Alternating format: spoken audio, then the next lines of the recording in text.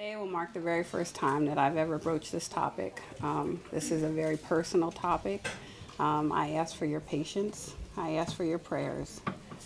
We'll see how this goes. I woke up this morning saying I'll do it today and I'll never do it again. So we'll see how this one turns out. My presentation is on grief and loss. I'll take a gamble this afternoon and say that we're all in a stage or phase of grief. Our community is grieving. Our nation is grieving. A constant flow of gun violence and mass murders are blasted across our televisions and all of our social media platforms. Kids are being killed in our schools or gunned down in the street. Shootings in places of worship. Hate crimes.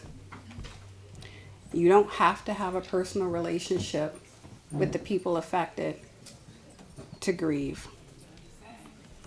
I recently heard a mother on TV who lost her son in the latest shooting in California.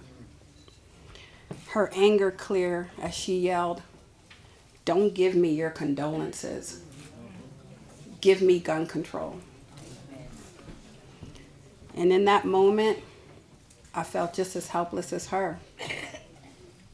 Why can't we protect our young people?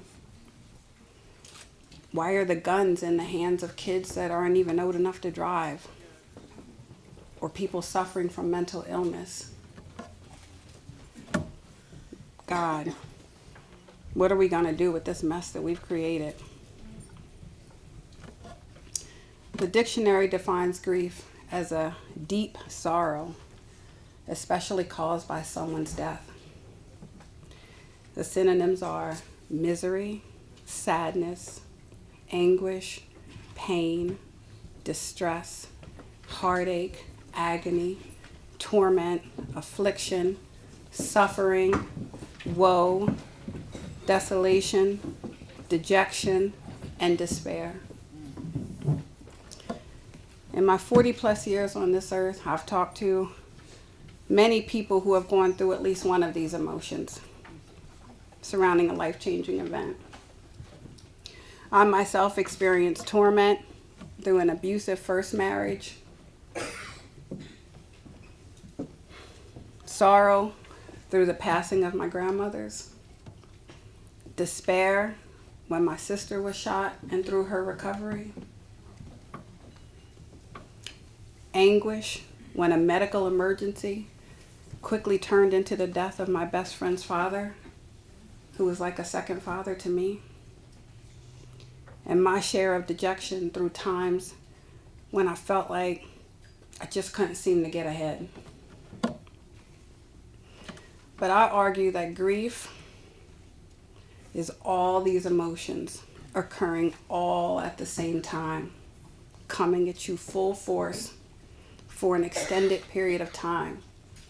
It's exhausting, and it will suck the life right out of you. When I lost my grandmothers and other older relatives, I was heartbroken because of the crucial role they played in my life. Their deaths felt like a rite of passage for a job well done. They were tired, they were weak, and ready to make their transition. The pain was replaced with beautiful memories and enough laughs to carry me through the rest of my days. Even as early as a week ago, I looked at the dust on the legs of my kitchen table, and I quickly ran to get a rag and some dusting spray.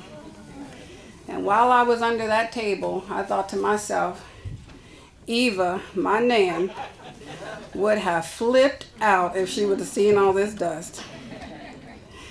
So when I think of her, I smile.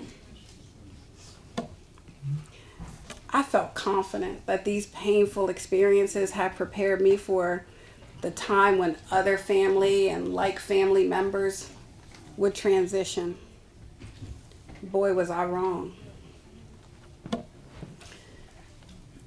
On April the 10th, 2016, it started like any other Sunday with church. It was our Health and Awareness Day. I helped to lead the pew stretch, and my husband ran up front to join some men in the push-up competition. I can tell you that something was just not right in my spirit. Something felt really off. After church, I spent time with my daughter and my granddaughter. My daughter caught me staring off into space. She said, "Mom, what's wrong?" And my response to her has haunted me until this very day. I looked at her and I said, "I just don't feel right today. I feel like something bad is going to happen. I feel like somebody's going to die."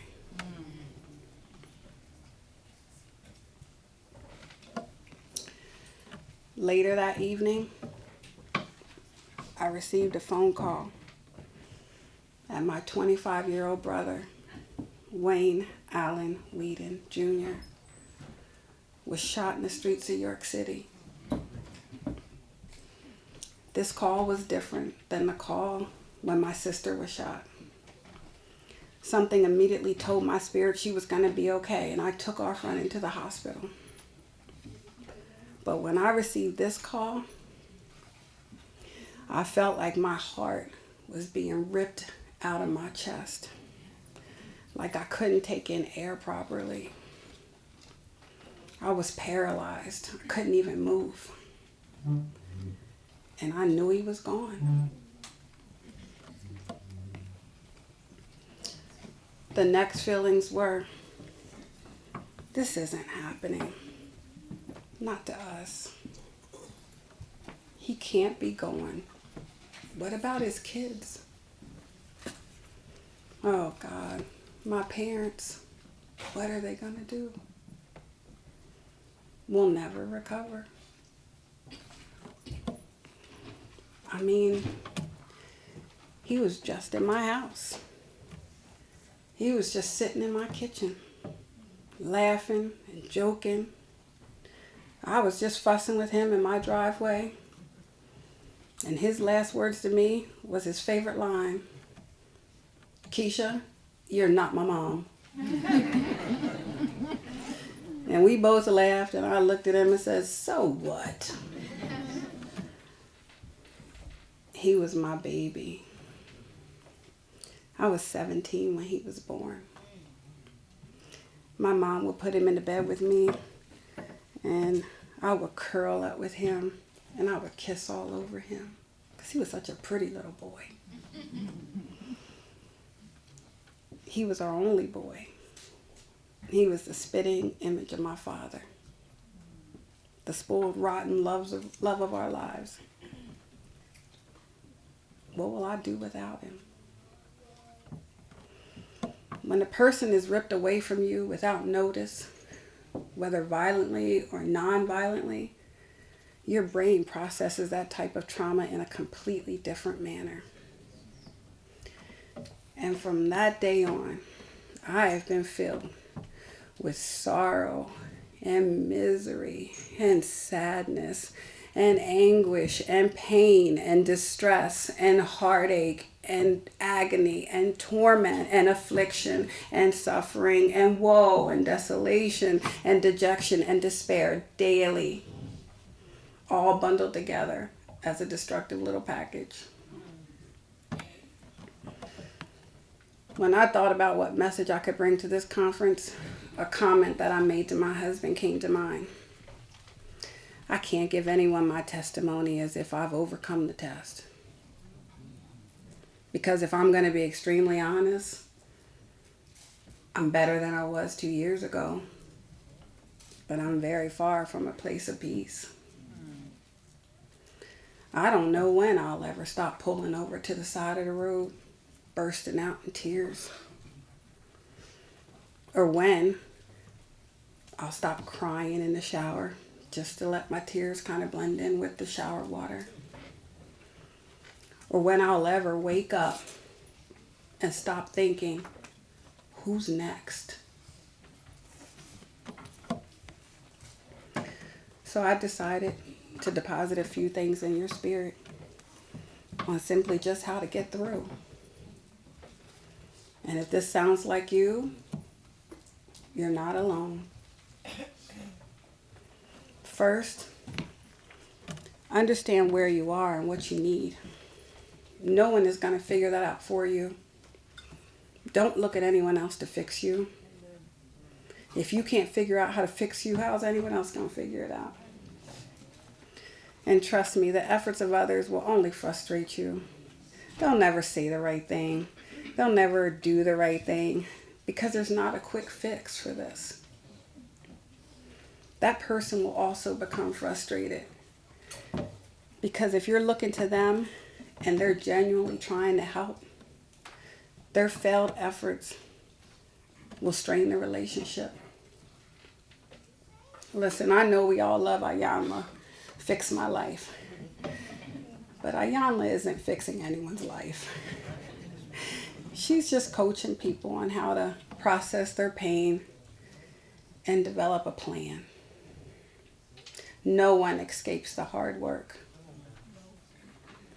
This is a joint venture between you and God. Second, take care of you. Most of us have traveled and we're all familiar with the rules in an emergency landing. You got to put your air mask on first before you help anybody else. Amen.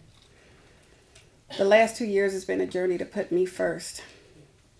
Initially, I was the person trying to help everyone else while I was eating away my grief, dealing with extreme anxiety, losing sleep, angry at the world, and struggling with my focus.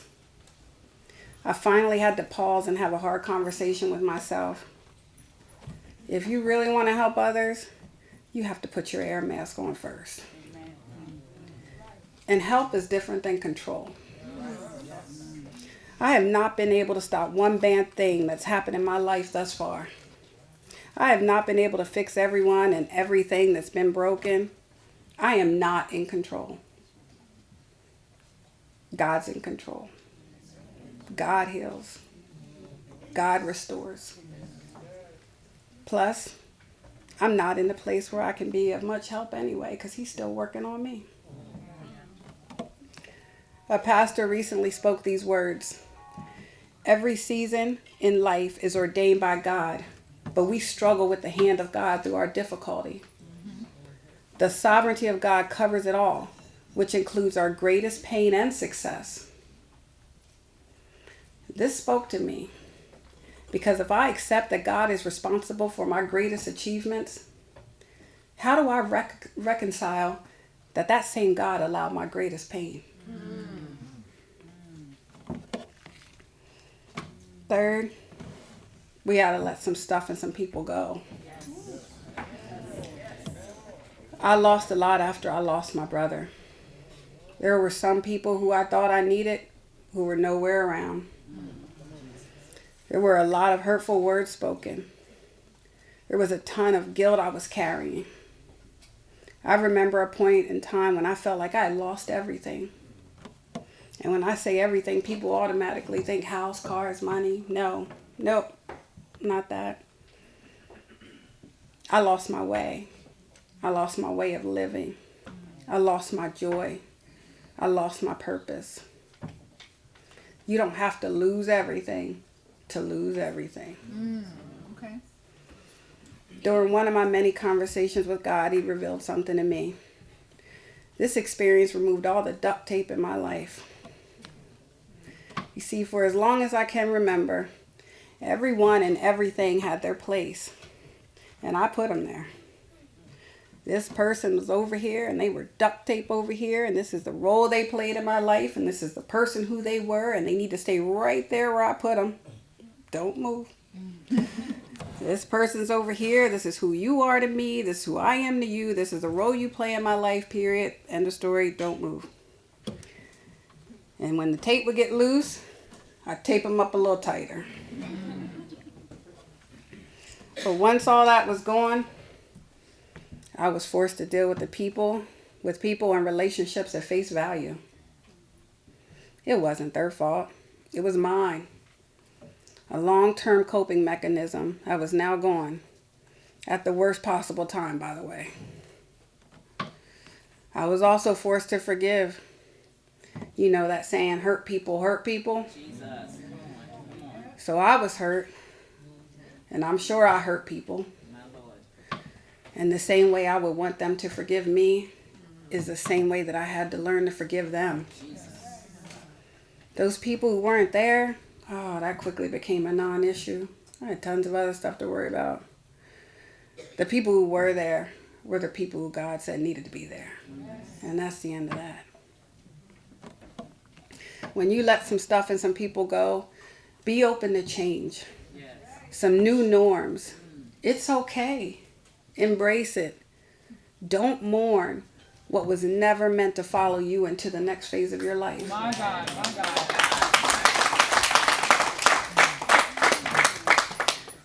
Lastly, you can't run from grief.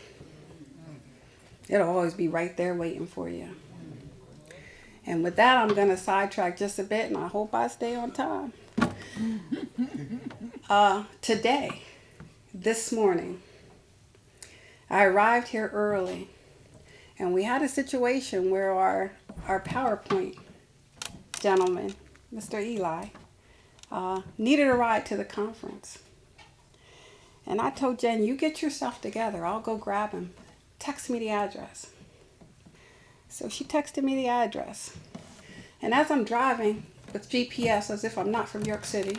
But anyway, that's another story. I don't know where Boundary Avenue is. Okay. I said to myself, man, this address feels real familiar. I guess it's over there by Hennepin somewhere over there. And as I pulled up to Eli's house, I realized he lived 2 blocks down from where my brother lived. Jesus. So I sat there for a moment. I said, no wonder the address felt familiar.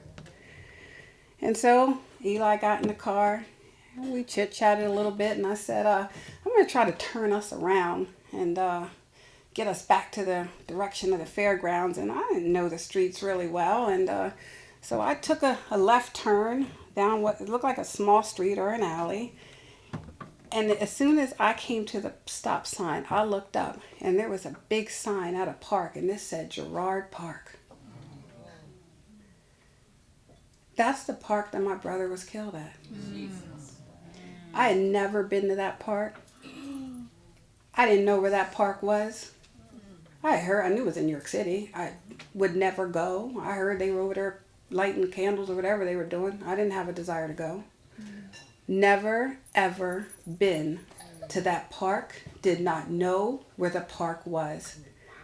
And I turned right into that park. And so I sat there and I looked over at Eli and I thought, don't freak the kid out. He's never going to work this PowerPoint if you start flipping out. So I just kind of swallowed it, kept chatting with him,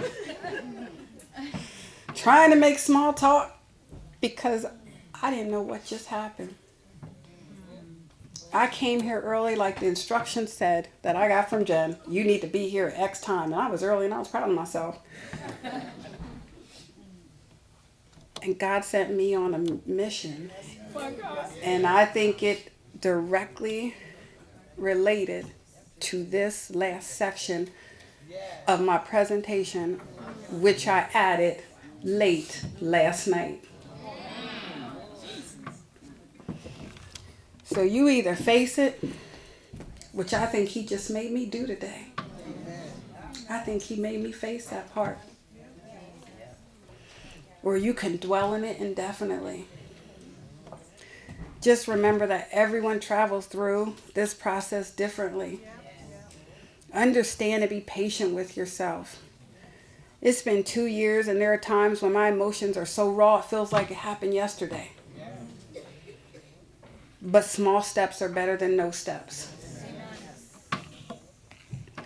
In closing, I labeled this presentation Beautifully Broken because there can be beautiful moments within our brokenness. Over the last 2 years, I faced more obstacles than a few, and I found strength that I never knew I had. I'm emerging from my lowest points a new person who takes nothing for granted, cherishes every single moment, loves harder than I've ever loved before, and understands that every single day is a beautiful gift from God. Losing someone is never easy. But as you work through your grief, remember, you're still here for a reason. Don't give up. We got a lot of work to do, folks. Don't give up. Thank you.